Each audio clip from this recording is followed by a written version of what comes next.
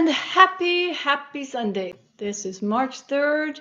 I hope this chat finds you well. All will be well um, in one way or another. I was thinking the other day how we are given and how God, Source, gives us what we can handle. Sometimes it seems overwhelming, and it will get better step by step. So keep up with your courage and know that you can, know that what's within you, your essence, heart, even your soul is there helping you along. So today is, actually, I'm on day 10, but I have completed the Liver Rescue 369 cleanse. So this day, March 3rd, we're heading into spring, and I wanted to just give my liver a break from fats and other things. And actually, it was a little bit easier than I thought because you're eating lots of food. And so you're not starving yourself. There's a couple of mornings where I was hungry, gnarly hungry, when I was at school because I have my dinner my breakfast at 7 in the morning and lunchtime is 11:30. So I'm one of those, I need a snack. And when I do it again and there's supposedly no food in the morning, I will have an apple or two because that's the one food that I could have lots of. I must have had over almost 2 dozen apples in 9 days at least. Anyway, welcome. And so the liver is what we are looking after with this 369. And the liver stores nutrients that the stomach and the intestines have converted during digestion into forms your body can use. It's far more involved than a chemical process that turns A into B. It's a process that takes a given nutrient, alters it for specific use in the body, and adds to it, brings life to it, so that when the time comes, it's right for your liver to receive the nutrients through the bloodstream. It can take on those nutrients. And this all comes from Anthony Williams, his website, Medical Medium, and also from his book, Liver Rescue.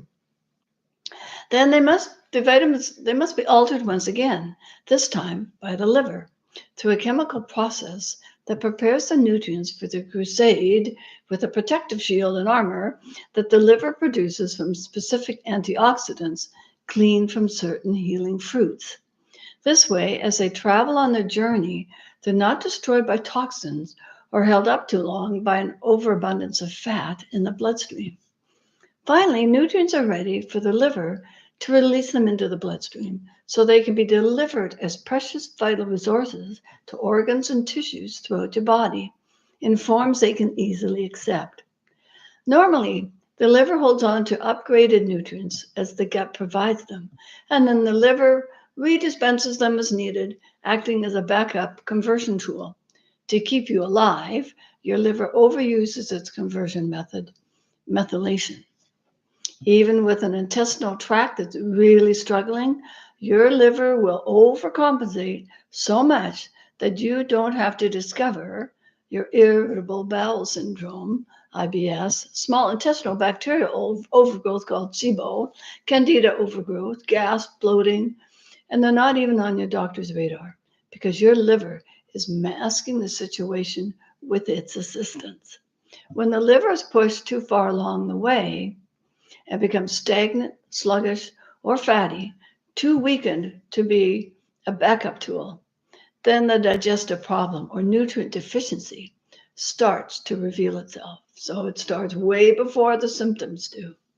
One major reason to cut down on fats during the 3, which is the day 1, 2, 3, is to give your liver a breather from relentless bile production so that it can restore bile reserves. And freed up from processing so many fats, it can put its energy into getting you ready to detox. Another reason is so you can get the glucose you need. Eating less fat allows your liver to absorb glucose better, and building up your glucose and glycogen reserves is vital for the liver's hard work during the 9-day, the 7, 8, and 9 process. in propelling poisons out of itself. As in the liver rescue morning potatoes, sweet potatoes, winter squash are great glucose-rich foods to eat during the 3 to build up fuel in your liver. The foods to avoid altogether during the entire 9 days include gluten, dairy, eggs, lamb and pork, and canola oil. I had no oil for those 9 days. I did have avocado. It was part of an add-on for the salad, so you could have that. But there was no cooking with the oil. There was no coconut oil, nada. So my liver was free to get rid of the toxins and start building up those glucose reserves. A strong liver is critical to gut health for reasons beyond nutrient conversion. It's also about storage, because the more the liver's storage banks are saturated and overcrowded with toxins that the liver has collected to save you, the less room the liver has for vitamin and mineral storage. The organ is faced with the decision to keep the nuclear waste containment system in order to protect your body, or let out the poisons so it can store more vitamins and minerals and other valuable materials that can help repair the gut and the rest of the body. As vital as nutrient storage is, saving you from toxic matter wins out. It is a critical life-saving function of your liver. This dilemma is another reason why taking care of our livers as one of our highest callings, because saving our liver saves them from this nearly impossible choice. If we're helping our livers cleanse troublemakers, those rascally toxins, poisons, and pathogens, as well as protecting them from avoidable troublemakers in the first place, the liver has the room it needs to fully support us with both its medicine chest of nutrient storage and its masterful waste containment. The liver gets everything it needs, and that means that we get everything we need. For in-depth protocols and information about saving your liver, check out Medical Medium book, Liver Rescue. I would highly recommend it. I've enjoyed many foods during this 369 cleanse, new recipes for me. Breakfast were apple slices covered with this date spread. It's just dates and water and fresh raspberries on top. Oh my gosh, and you cut the little apple rings. Oh, it's so refreshing and yummy. And then oat flour, banana, blueberry muffins. They're quite dense, and I usually had 2, because one, they were just tiny little things. And a chickpea quiche with vegetables in it and chickpea flour. And I would just like to say we need to be willing to change our taste expectations, because we're so used to highly salted food and sugared food and all our favorite flavors and mixes of food. And I challenge you to change that perception, because your body will thank you for it. Their lunches include 2 liver rescue salads. One's got tomatoes, cucumbers, celery, cilantro, parsley, with 8 cups of greens. And the other one had cabbage and carrots and chopped apple. So that was another tasty. So you could switch between the 2 of them. And then the other option for lunch was this yellow curry with carrots, red bell pepper, coconut milk, and kelp noodles. I had to search for those, but I finally found them at Whole Foods in Vancouver, close to where I live. And it was yummy. And it was nice having that warm dish. The baked falafel, I'll need to try again. Perhaps not be so generous with the chickpeas. Sometimes it's important to follow the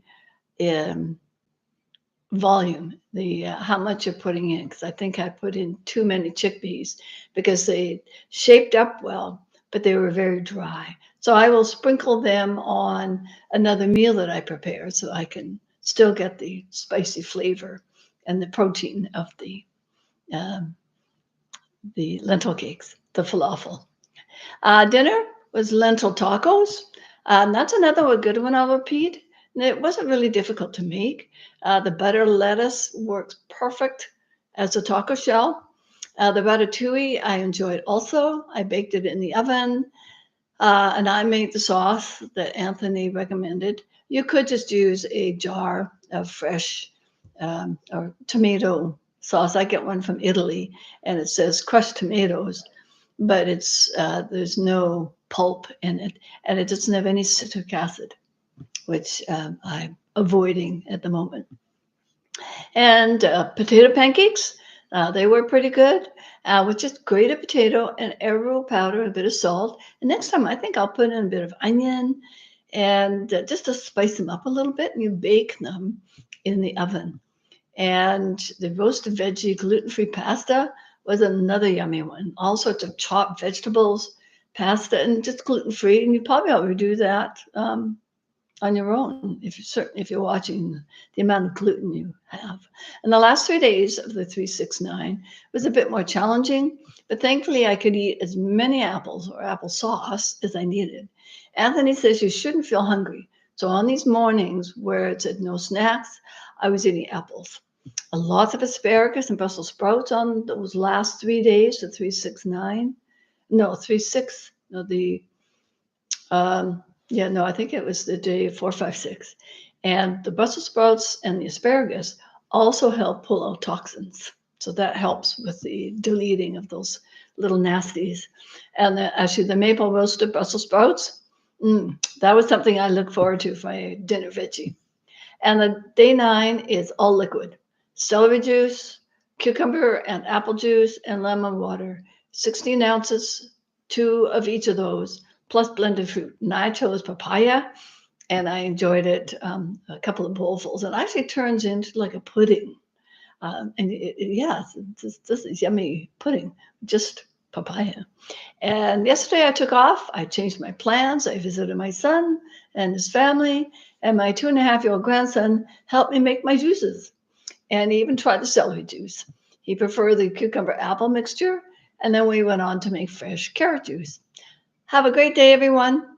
Change up what you're eating. Try eliminating some of the above mentioned foods and see how your body feels. Any 369ers among you? What's your story? My or better was losing a few pounds. Namaste, and just have a beautiful day. And remember to come from your heart. Speak with your heart. How patient, tolerant, forgiving can you be? Do you need to change your perspective on things? Life is for you, not against you. And our body reacts to what's going on in our world. So try and cut out the news. Don't get so stressed. Breathe and do that breathing that I was talking about the other day, as just sort of slight pinching of your nostril. And breathe out. And do that 5 to 10 times throughout your day. And just breathe in 5, 10 times and breathe out. That's calming. It helps the vagus nerve, and that helps calm you. So just enjoy your Sunday and just have a wonderful week coming up. Until we meet again, thank you.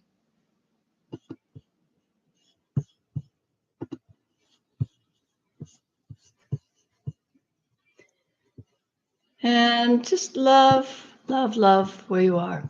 Love where you are right now. And even love those that maybe bug you. And what is it that they're bugging you about? And how is that being reflected on you? Until next time.